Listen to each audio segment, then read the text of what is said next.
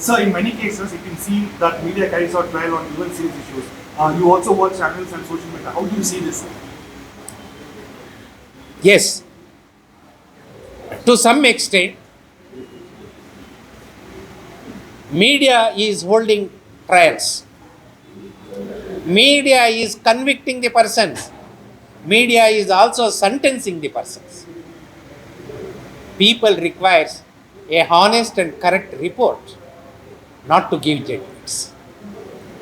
People requires to be educated, not to be misled. There I say, not all the media houses, not all the media persons, but there are only few who are bringing bad name to the very organization and setup of media.